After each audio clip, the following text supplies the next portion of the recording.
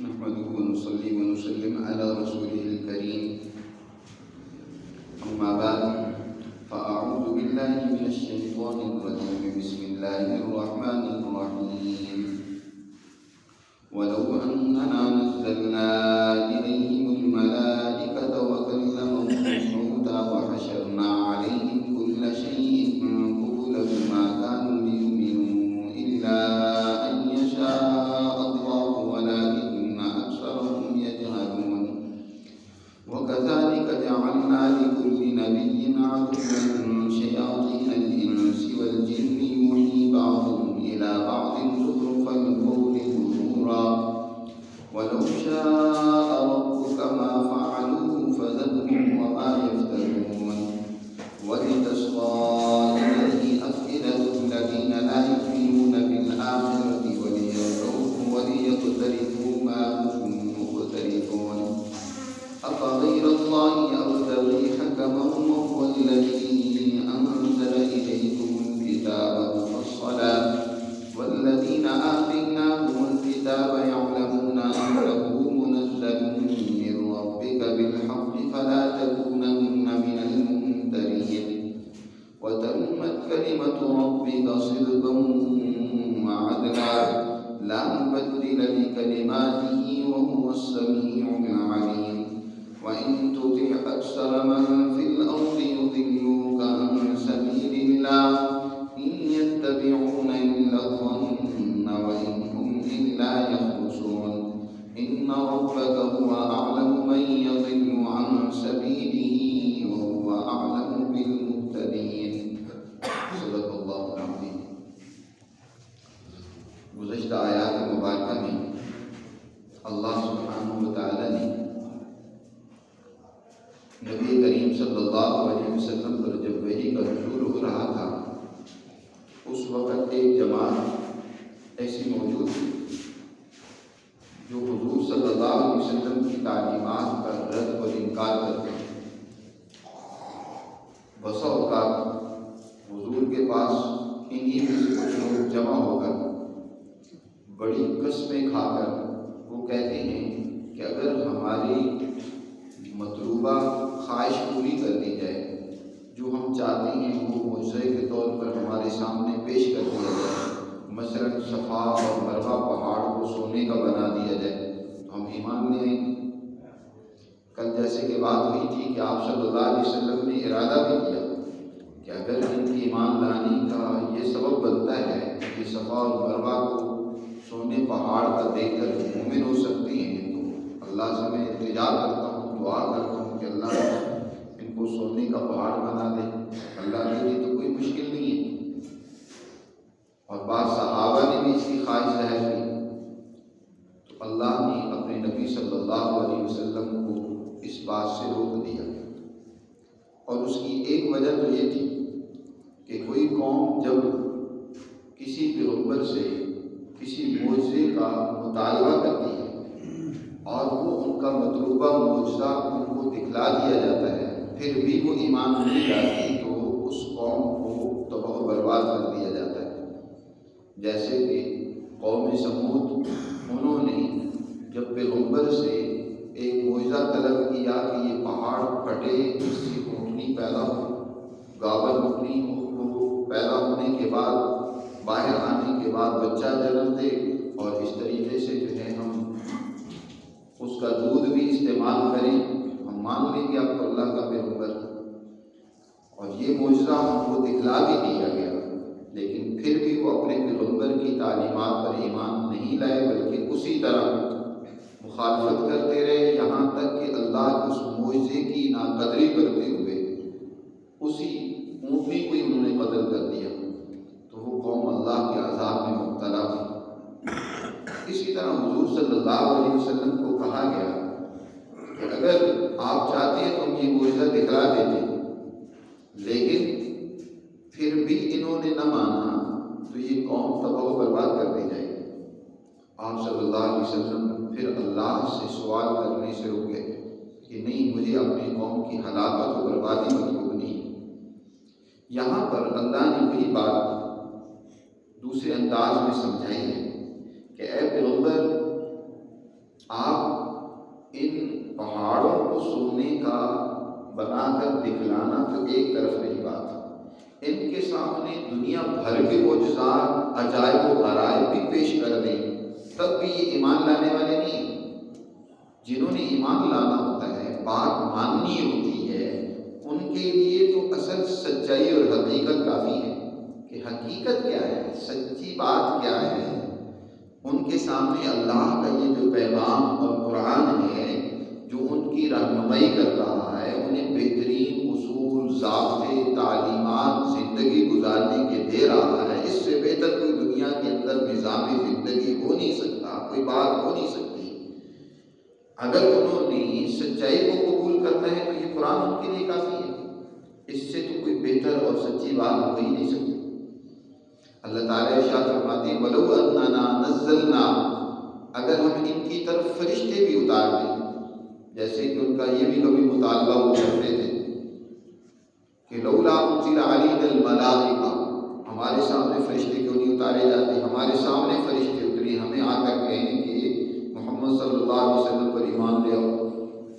فرمایا ہم اگر ان کے سامنے فرشتے بھی اتار دیں، وَكَلَّمَهُمُ الْمَوْتَىٰ، اور کبھی کہتے تھے اگر تم سچے ہو نا تو فَأْتُوا بِآبَائِنَا إِن كُنتُمْ صَادِقِينَ، سچے ہو تو ہمارے ابا و اجداد جو دنیا سے چلے گئے ہیں نا ان کو زندہ کر کے لے آؤ۔ حضور سے یہ بھی مطالبہ کرتے ہیں، پھر ہم آپ کو مان لیں گے۔ فرمایا وَكَلَّمَهُمُ الْمَوْتَىٰ، اور ہم اگر مردوں کو زندہ کرنے اور ان سے باتیں بھی کرنے لگ پڑے، وَحَشَرْنَا عَلَيْهِمْ كُلَّ شَيْءٍ قُبُولًا، بلکہ دنیا کی ہر چیز ہم ان کے سامنے کر دیں، دنیا کے عجائب و غرائب ہیں ان کے سامنے ہم پیش بھی کر دیں۔ فرمایا مَا كَانُوا لِيُؤْمِنُوا، پھر بھی یہ ایمان نہیں لائیں گے، آپ کی تعلیمات کو نہیں مانیں گے، إِلَّا إِن يَشَاءَ اللَّهُ، مگر یہ کہ اللہ چاہے، زبردستی کو مومن بنانا چاہے تو ہو سکتا ہے، اور اللہ کا یہ دنیا میں قانون نہیں ہے کہ کسی کو زبردستی ایمان اس کے دماغ میں ٹھونسے، اس کو مجبور کرے کہ تو اللہ کی تعلیمات کو مان لے۔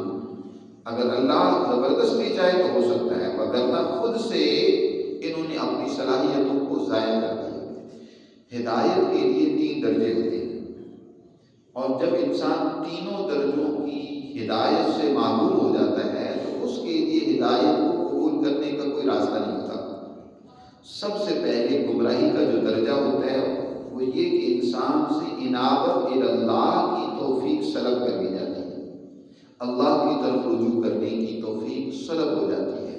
انسان اپنے مالک کی طرف متوجہ ہو، اس سے اپنی غلطیوں کی معافی مانگے۔ یاد رکھو ہدایت اسی ہی ملتی ہے وَيَهْدِي إِلَيْهِ مَن يُنِيبُ، جو اللہ کی طرف رجوع کرتا ہے۔ ایک انسان وہ اللہ کی طرف رجوع کرتا ہی نہیں ہے، غفلت میں مبتلا ہے، تو پھر اس پر دوسرا درجہ گمراہی کا کھل جاتا ہے جس کو ضلال کہا جاتا ہے۔ اور اگر پھر بھی کوئی اس ضلال اور گمراہی میں مگن رہتا ہے، توبہ نہیں کرتا، اس سے نکلنے کی کوشش نہیں کرتا، تو پھر تیسرے درجے کی گمراہی اس پر ثابت ہو جاتی ہے، جس کو قرآن نے ختم اللہ علی قلوبہم سے یا مہر جباریت سے تعبیر کیا جاتا ہے کہ اس کے دل پر پھر اللہ کی طرف سے ہدایت کو قبول کرنے کی صلاحیت بالکل سلب کر دی جاتی ہے، مہر لگ جاتی ہے۔ جب یہ تیسرے درجے کی گمراہی کسی قوم پر مسلط ہو جائے تو پھر اب ان سے کسی قسم کی کوئی خیر کی توقع نہیں کی جا سکتی، وہ پھر نیکی سے معروف ہو جاتے ہیں۔ تو یہی حال مکہ کے بعد مشرکین کا تھا، ابو جہل القومی کا تھا کہ ان کی صلاحیتیں انہوں نے خود اپنی ضد بازیوں، اناد پرستیوں اور مفاد پرستیوں کی وجہ سے ضائع کر لی ہیں۔ اب ان کو آپ جتنا بھی سمجھائیں، جتنے بھی دلائل دے دیں، جتنے بھی معجزات ان کے سامنے پیش کر دیں، آپ کی بات کو ماننے والی یہ نہیں ہے۔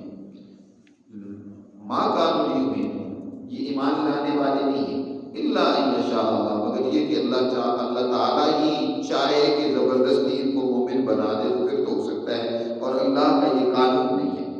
وَلَٰكِنَّ أَكْثَرَهُمْ يَجْهَلُونَ، یہ پہلا درجہ ہوتا ہے کہ لیکن ان میں سے اکثر جو لوگ ہیں وہ جہالت کا ارتکاب کر رہے ہیں، علم و شعور کی بات نہیں کر رہے ہیں۔ بات کریں کہ کوئی سمجھ کی بات کریں، وہ انسان کی عجیب بات ہے، ایک عجیب کہ جب تک وہ عجوبہ نہ دیکھے تو بات ماننے کو تیار نہیں ہوتا۔ سچائی وہ کسی عجوبے کے انداز میں نہیں آتی، وہ تو سمپل سی ہوتی ہے، سیدھی سادی ہوتی ہے۔ اس کے لیے عجیب و غریب راستے ڈھونڈنا کہ بھائی باقی ہم دیکھیں یہ سچائی ہے یا نہیں۔ دنیا کی سچی بات سے زیادہ سیدھی اور سادی بات تو نہیں ہوتی، جھوٹ اس پر ملمہ سازی ہوئی ہوتی ہے، وہ پیچ و خم میں لپٹا ہوا ہوتا ہے، سچی بات تو سیدھی سادی ہوتی ہے۔ تو یہ جاہل لوگ قرآن کی سچی بات کو، سیدھی سی بات کو بھی قبول کرنے کے لیے تیار نہیں ہیں اور عجوبے تلاش کر رہے ہیں، تو ان ایسے جاہلوں کی پرواہ نہ کریں۔ نہیں مانتے تو آپ کو فکر کرنے کی کوئی ضرورت نہیں۔ صرف یہی نہیں کہ وہ مان نہیں رہے، بلکہ الٹا نبی کریم صلی اللہ علیہ وسلم کے دشمن بنے ہوئے، آپ سے زیادہ ہمدرد انسانیت کا، آپ سے زیادہ رحیم و کریم شخصیت کائنات میں اللہ نے کوئی نہیں بھیجی۔ آپ کا وصف ہی کیا ہے؟ رحمت للعالمین ہے، ساری انسانیت کے لیے آپ رحمت بنا کر بھیجے گئے ہیں، لیکن آپ سے بھی دشمنی کر رہے ہیں۔ حضور کو تسلی دی جا رہی ہے کہ اس سے گھبرانے کی ضرورت نہیں ہے۔ ہر نبی کے دشمن ہر دور میں اللہ نے جنوں میں سے بھی اور انسانوں میں سے بھی بنائے ہیں۔ شیطان صرف جنوں ہی میں سے نہیں ہوتا، شیطان انسانوں میں سے بھی ہوتا ہے۔ انسان صفت شیطان بسا اوقات جنوں سے بڑھ کر شیطان کا کردار ادا کرتے ہیں۔ قرآن نے یہاں اسی کا ذکر کیا ہے، وَكَذَلِكَ جَعَلْنَا لِكُلِّ نَبِيٍّ عَدُوًّا شَيَاطِينَ الْإِنسِ وَالْجِنِّ، اور اسی طرح ہم نے ہر نبی کے لیے دشمن بنائے ہیں انسان شریر طاقتوں، انسانوں میں سے جو شریر قسم کے انسان ہوتے ہیں، طاغوت قسم کے لوگ جو ہوتے ہیں وہ نبی کا مقابلہ کرتے ہیں، اور جنوں میں سے جو شریر جن ہیں وہ نبی کی دشمنی کرتے ہیں۔ یہ کیا کرتے ہیں؟ اس پیغمبر کے خلاف پروپیگنڈا کرتے ہیں، ان کی ذات کو تو نقصان نہیں پہنچا سکتے، اللہ ان کی حفاظت کرتا ہے، ان کے خلاف پروپیگنڈا کرتے ہیں تاکہ لوگ ان کی بات سنیں نہیں، ان کے متبعین اور پیروکار وہ زیادہ نہ، وہ پروپیگنڈے کرتے ہیں۔ یوحی بعضهم الی بعض زخرف القول غرورا، دھوکہ دینے کی غرض سے ان میں سے بعض کے کانوں میں باتوں کو بنا سنوار کر ملمہ سازی کر کے عجیب و غریب طریقے سے پروپیگنڈا کر کے ایک دوسرے کے ذہنوں میں باتیں ڈالتے ہیں، پروپیگنڈے کرتے ہیں۔ یہ دشمنوں کا کام ہوتا ہے، پروپیگنڈا کرنا، منفی اور غلط پروپیگنڈا کرنا، یہ شیطانی طاقتوں اور قوتوں کا ہمیشہ ہتھیار رہا ہے، اور یہ جنوں میں سے بھی شیطان ہوتے ہیں اور انسانوں میں سے بھی۔ اور یہ پروپیگنڈا، جھوٹ کا پروپیگنڈا، یہ بہت بڑا ہتھیار ہوتا ہے شیطان کا۔ آج بھی دنیا میں شیطانی طاقتیں اور قوتیں کیا کرتی ہیں؟ اپنے مفادات حاصل کرنے کے لیے جھوٹے پروپیگنڈے پیدا کرتی ہیں۔ آپ دنیا میں دیکھ لیں اس وقت جہاں کہیں انسانیت کے اوپر ظلم، بربریت، قتل و غارت گیری کا بازار گرم کیا گیا، وہاں پہلے پروپیگنڈا کر کے ان کے خلاف ذہن بنایا گیا۔ عراق کا تورا پورا بنا دیا، پروپیگنڈا کیا گیا کہ جناب ان کے پاس بڑے مہلک ایٹمی ہتھیار ہیں اور ان کے پاس بڑے خطرناک ہتھیار ہیں، اس لیے جب تک ان ہتھیاروں سے پاک نہیں کیا جائے گا عراق کو تو پوری دنیا کے لیے بہت بڑا خطرہ ہے۔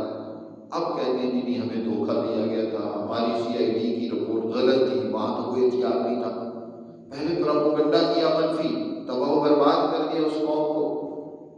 اور اسی طرح آپ دیکھ لیں افغانستان کا حال تباہ و برباد کر دیا، باقی ملکوں کی حالت بھی دیکھ لیں، جہاں کی لیبیا ہے، دوسرے ممالک ہیں، ان کے خلاف پہلے منفی پروپیگنڈا کر کے ایک ذہن بنایا جاتا ہے لوگوں کا، پھر اپنے مفادات حاصل کر کیے جاتے ہیں۔ فرمایا زخرف القول غرورا، دھوکہ دینے کے لیے باتوں کو بنا سنوار کر ایک دوسرے کے ذہنوں میں بات ڈالنے کی کوشش کرتے ہیں۔ یہ شیاطین الانس والجن، وَلَوْ شَاءَ رَبُّكَ مَا فَعَلُوهُ، اب دیکھو اگر اللہ چاہتا زبردستی تو وہ ایسا نہ کرتے۔ اس طرح کے منفی پروپیگنڈے کر کے انسانیت کو جو دھوکہ دے رہے ہیں، اس کی بھی وجہ یہ ہے کہ دنیا میں اللہ نے ہر ایک طاقت و قوت کو پھلنے پھولنے کا موقع دیا ہے۔ سچائی کی طاقتیں اور قوتیں بھی وہ آگے بڑھنا چاہیں تو ان کے لیے راستہ کھولا ہے، جھوٹ کی اور شیطانی طاقتیں قوتیں وہ آگے بڑھنا چاہتے ہیں تو ان کے لیے بھی میدان کھولا ہے۔ یہ دنیا دار العمل ہے، ہر ایک جس طرح کا جو عمل کرنا چاہے اس کے لیے راستہ کھولا ہے۔ اگر اللہ زبردستی روکنا چاہتا ہے ان کو تو یہ ایسا نہیں کر سکتے تھے۔ وَلَوْ شَاءَ رَبُّكَ مَا فَعَلُوهُ۔ اب یہاں بعض ہمارے سادہ نیک لوگ کہتے ہیں کہ کوئی اللہ زبردستی ایسا شخص بھیج دے جو زبردستی جو ہے نا وہ دنیا میں عدل قائم کر دے۔ بھائی وہ دنیا میں تو اللہ نے ہمارے سامنے عدل کی باتیں کھول کر بیان کر دی ہیں، اب ہم نے کردار ادا کرنا ہے۔ جیسے جھوٹی ظلم کی اور مفاد پرست طاقتیں قوتیں وہ کام کر رہی ہیں تو سچی مسلمان طاقت کو بھی تو کردار ادا کرنا چاہیے، اسے بھی تو محنت کرنی چاہیے۔ ہر ایک کے لیے اللہ نے راہ ہموار کر رکھی ہے، جو جتنی محنت کرے گا اس کے مطابق اسے نتائج ملیں گے، اس کے مطابق اس کے سامنے انجام آ جائے گا۔ زبردستی اگر اللہ چاہتا تو وہ ایسا نہ کر دے۔ فَذَرْهُمْ وَمَا يَفْتَرُونَ، ان کو چھوڑ دیجیے پیغمبر، اور جو وہ باتیں بنا بنا کر گھر گھڑ کے پروپیگنڈے کر رہے ہیں اس میں ان کو مگن رہنے دیجیے۔ آپ اپنا کام کرتے ہیں، آپ اپنی جدوجہد اور محنت جاری رکھیں، ان سے متاثر ہونے کی ضرورت نہیں ہے، یہ ناکام ہو جائیں گے، ذلیل ہو جائیں گے۔ آپ کی طاقت و قوت وہی انشاءاللہ بڑھے گی اور دنیا میں غالب آئے گی۔ آپ ان کی پرواہ نہ کریں، آپ اپنی محنت جاری رکھیں۔ وَلِتَصْغَىٰ إِلَيْهِ أَفْئِدَةُ الَّذِينَ، اور اس طرح کے پروپیگنڈے کیوں کرتے ہیں اس کی ایک اور وجہ بیان فرمائی، اس لیے تاکہ ان لوگوں کے دل ان کی طرف جھک جائیں جو آخرت پر یقین نہیں رکھتے، جو انجام پر یقین نہیں رکھتے کہ نتائج کیا نکلنے ہیں، ہم جو کچھ کر رہے ہیں اس کا کیا نتیجہ سامنے آئے گا، اس پر ان کا یقین نہیں، وہ بس دنیا کو سب کچھ سمجھے ہوئے ہیں، تو ان کے دلوں کو اپنی طرف مائل کرنا چاہتے ہیں۔ اور دوسرا مقصد اور بیان وَلِيَرْضَوْا، اس طرح کے پروپیگنڈے اس لیے کر رہے ہیں تاکہ وہ ان کو خوش کریں، جو دنیا کے اندر فسادی طاقتیں قوتیں ہیں ان کو خوش کرنا چاہتے ہیں، طاغوت کو، ظالم طاقتوں قوتوں کو خوش کرنا چاہتے ہیں۔ وَلِيَقْتَرِفُوا مَا هُمْ مُقْتَرِفُونَ، تیسری بات یہ اس لیے پروپیگنڈے کر رہے ہیں تاکہ جو یہ کام کر رہے ہیں وہ بھی وہی کرتے رہیں، جو یہ ظلم فساد مفاد پرستیاں خواہش پرستیاں کر رہی ہیں تو وہ بھی اسی طرح کے کام کرتے ہیں۔ وَلِيَقْتَرِفُوا مَا هُمْ مُقْتَرِفُونَ، ان کا مقصد جو ہے اس پروپیگنڈے کے پیچھے جو اللہ نے یہاں بیان فرمائے ہیں، تین مقاصد بیان فرمائے ہیں: مفاد پرست طاقتوں قوتوں کو اپنے ساتھ ملانا، اور اسی طرح وقت کی طاغوتی طاقتوں قوتوں کو خوش رکھنا، مطمئن کرنا، اور تیسرا یہ ہے کہ جس طرح وہ کر رہے ہیں اسی طرح کے لوگ سارے اسی طرح کے کام کریں، کوئی ان کے لیے اچھائی کی بات کر کے ان کو ظلم سے، ان کو مفاد پرستی سے روکنے والا نہ ہو، بس اسی طرح نظام چلتا رہے۔ افغیر اللہ یبغون، بعض لوگ نبی کریم صلی اللہ علیہ وسلم کے پاس آئے اور کہنے لگے کہ اچھا ہم آپ کی باتیں مانتے ہیں لیکن ایسا کرتے ہیں کہ ہم یہودیوں میں سے جو اہل کتاب ہیں، اہل علم ہیں، مکہ کے مشرکوں میں سے بعض کہنے لگے ان میں سے کسی عالم کو ہم حکم مقرر کر لیتے ہیں، فیصل اور جج بنا دیتے ہیں، وہ جو ججمنٹ دے گا آپ کی سچائی اور حقیقت کے بارے میں گواہی دے گا، پھر ہم آپ کی بات مان لیں گے، اور اگر وہ کہے گا کہ ہم ٹھیک کہہ رہے ہیں یا کر رہے ہیں، ہمارے بارے میں وہ گواہی دے گا تو پھر آپ ہماری بات ماننی ہوگی۔ نبی کریم صلی اللہ علیہ وسلم کو اس بات سے بھی روک دیا گیا کہ اس طرح کی باتیں ماننے کی ضرورت نہیں ہے۔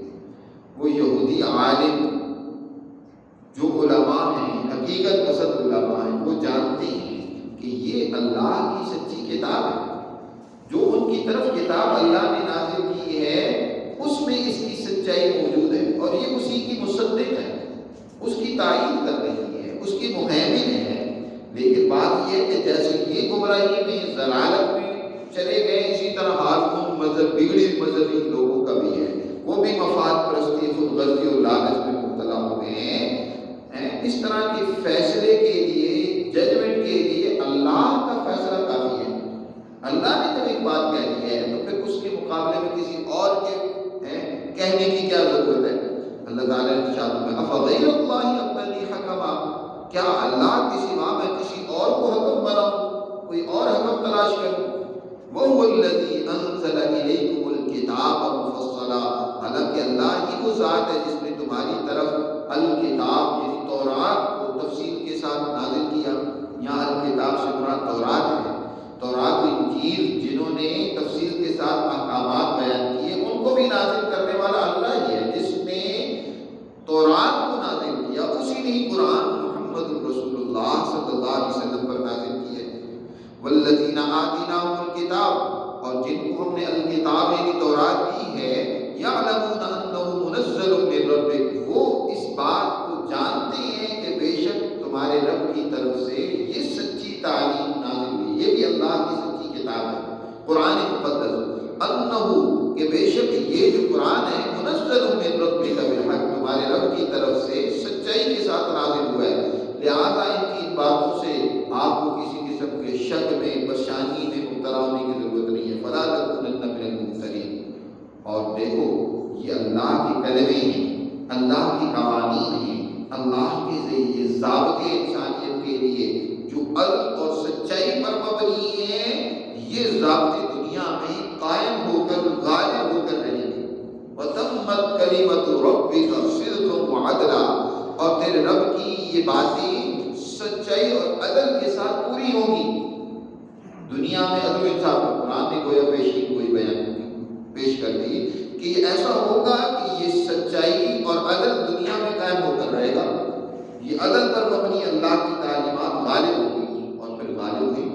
نبی کریم صلی اللہ علیہ وسلم کے دور میں تو مکی اور عرب کی سوسائٹی میں یہ اللہ کا دین غالب ہوا، اور پھر صحابہ کرام نے، خلفائے راشدین نے، پھر اس کے بعد بنو امیہ، بنو عباس، اور اسی طرح مسلمانوں نے 1100-1200 سال دنیا میں اللہ کے اس دین کے مطابق جو عدل و سچائی پر مشتمل ہے، انہوں نے دنیا میں اس کے مطابق دین کو قائم کیا، غلبہ دین کا حاصل کیا، دنیا میں دین کو غالب کیا۔ آج سوچئے کہ 300 سال 300-350 سال ہو گئے کہ مسلمانوں نے خود اپنی کوتاہیوں کی وجہ سے آج مغلوبیت کو اختیار کر رکھا ہے، وگرنہ یہ سچائی اور عدل کی باتیں آج بھی دنیا کے لیے امن، راشدی، کامیابی، ترقی کا ذریعہ ہے۔ یہی در حقیقت اللہ کی سچی تعلیمات جب قومیں اپنائیں گی، وہ دنیا میں بھی عزت اور چین کی زندگی گزار سکیں گی، اور آخرت میں بھی انہی کے نتیجے میں کامیابی ہے۔ تو یقیناً یہ عدل و انصاف کی باتیں کام پوری ہو کر رہیں گی۔ لا مبدل لکلماتہ، اللہ کے اس فیصلے میں کوئی تبدیل نہیں کر سکتا۔ یقیناً اللہ کا یہ دین غالب عمل کر رہے گا، وہ السمیع العلیم، اور وہی سب کی سننے والا اور سب کچھ جاننے والا ہے۔ اور قرآن نے ایک اور بڑی حقیقت سمجھائی ہے۔ آج بھی بہت سارے لوگ کہتے ہیں کہ اکثر لوگ یہ بات کر رہے ہیں، اس لیے اکثر کی بات مان لی جائے۔ اگر اکثر جہالت پر ہو، گمراہی پر ہو، غلط فیصلے پر ہو، تب بھی ان کی بات مان لی جائے گی۔ کئی دور ایسے آئے ہیں، کئی موقع ایسے آتے ہیں کہ اکثر لوگوں کی بات غلط ہوتی ہے۔ یہ نہیں دیکھا جاتا کہ اکثریت کس طرف ہے، دیکھا یہ جاتا ہے کہ حقیقت کیا ہے۔ یہاں یہ بات قرآن نے سمجھائی ہے کہ اگر اس وقت آپ اکثر کی بات مانیں گے تو اکثر تو دین کے خلاف کھڑے ہوئے ہیں۔ قرآن مجید جس وقت نازل ہو رہا تھا اس وقت تھوڑی سی جماعت آپ پر ایمان لے آئی، چند لوگ آپ صلی اللہ علیہ وسلم کی سچائی کو انہوں نے قبول کیا، آپ کی تصدیق کی، وگرنہ اکثر تو آپ کے مخالف تھے۔ پھر اس کا مطلب یہ کہ ان اکثر لوگوں کی بات مان لی جاتی، اکثر کی بات نہیں۔ قرآن نے دوسری جگہ فرمایا کم من فئۃ قلیلۃ غلبت فئۃ کثیرۃ بإذن اللہ۔ کتنی دفعہ ایسا ہوا کہ تھوڑی جماعتیں جو سچائی پر قائم ہوتی ہیں، سچی ہوتی ہیں، صابرہ ہوتی ہیں، وہ زیادہ جماعتوں پر جو جھوٹ پر، ظلم پر ہوتی ہیں، ان پر غالب آ جاتی ہیں۔ دیکھنا یہ ہوتا ہے کہ سچائی کس طرف ہے، حقیقت کس طرف ہے۔ اکثر کی بنیاد پر فیصلے کرنا یہ درست نہیں ہے، جبکہ سچائی جو ہے وہ تھوڑے لوگوں کے پاس ہو۔ سب سے پہلے تو فیصلہ کیا جائے گا کہ حقیقت کس طرف ہے۔ اگر حقیقت کا پتہ نہیں چل رہا، سچائی واضح نہیں ہے، تو پھر تو چلو ٹھیک ہے، اکثریت کی بات مان لی جائے۔ لیکن اگر حقیقت اور سچائی واضح طور پر چاہے وہ تھوڑے افراد ہیں ان کے پاس ہے، تو سچائی کو دیکھا جائے گا، حق پر مبنی بات کو دیکھا جائے گا، پھر اس کی طرف جانا ضروری ہے۔ تو قرآن نے کہا وَإِن تُطِعْ أَكْثَرَ مَن فِي الْأَرْضِ، دنیا میں اکثر لوگوں کی اگر آپ بات مانیں گے نا تو يُضِلُّوكَ عَن سَبِيلِ اللَّهِ، وہ تو آپ کو اللہ کے راستے سے ہٹا کر چھوڑیں گے، گمراہ کر دیں گے۔ يُضِلُّوكَ عَن سَبِيلِ اللَّهِ إِن يَتَّبِعُونَ إِلَّا الظَّنَّ، کیوں؟ اس لیے کہ یہ اکثر لوگ تو کوئی حقیقت نہیں رکھتے، یہ گمان، تخیلاتی باتیں، توہم پرستی میں مبتلا ہیں، یہ تو پیروی کر رہے ہیں ظن کی۔ وَإِنْ هُمْ إِلَّا يَخْرُصُونَ، اور ان کے پاس سوائے بھڑنتو باتیں کے، اٹکل بچو باتوں کے اور کچھ بھی نہیں ہے، کوئی حقیقت نہیں ہے ان کے پاس۔ ذرا غور تو کریں، ان اکثر لوگوں کے پاس کون سی سچائی ہے؟ جھوٹے پروپیگنڈے اور تخیلاتی باتیں ہیں، ظنون و اوہام ہی ان کے پاس ہے۔ إِنَّ رَبَّكَ هُوَ أَعْلَمُ مَن يَضِلُّ عَن سَبِيلِهِ وَهُوَ أَعْلَمُ بِالْمُهْتَدِينَ، بے شک تیرا رب وہی خوب جانتا ہے کون اللہ کے راستے سے بھٹک گیا اور کون جو ہے وہ درست اور سیدھا راستہ اختیار کیے ہوئے ہے۔ یہ اللہ ہی بہتر جانتا ہے، اور اللہ نے یہ بتا دیا ہے کہ ہدایت کا راستہ وہی ہے جو قرآن پیش کر رہا ہے۔ اللہ ہی خوب جانتا ہے، اور اللہ کو جو خوب جاننے والا ہے اس نے بتا دیا ہے کہ ہدایت یافتہ وہی جماعت ہوگی جو اللہ کی اس تعلیم پر عمل کرنے والی ہے۔ جو اس پر عمل نہیں کرتی، اس کو قبول نہیں کرتی، تو وہ چاہے زیادہ لوگ ہی کیوں نہ ہوں، وہ گمراہی میں مبتلا ہیں۔ اس کے مقابلے میں چاہے کتنی ہی توہمات پیش کریں، تخیلاتی باتیں کریں، کتنی فکر اور فلسفے انسانیت کے سامنے پیش کریں، لیکن قرآن کے مقابلے میں ہیں تو کوئی ان کی حقیقت نہیں ہے۔ سچائی ہوئی ہے جو قرآن مجید نے، اس مالک کائنات نے، اس خالق نے جس نے یہ کائنات اور انسان بنائے، ان کی ضرورت کو سامنے رکھتے ہوئے ان کے لیے جو اس نے آئین، دستور، جو قانون ہیں جو ان کے لیے ضروری تھا، ان کی کامیابی کے لیے جو نازل کیا ہے، اس پر جو ایمان لائیں گے، اس کو مانیں گے، اس کے مطابق زندگی گزاریں گے، وہی در حقیقت سچائی پر ہے۔ اس کے علاوہ کوئی سچائی نہیں ہے۔ اللہ ہمیں سمجھ نصیب فرمائے اور اپنی تعلیمات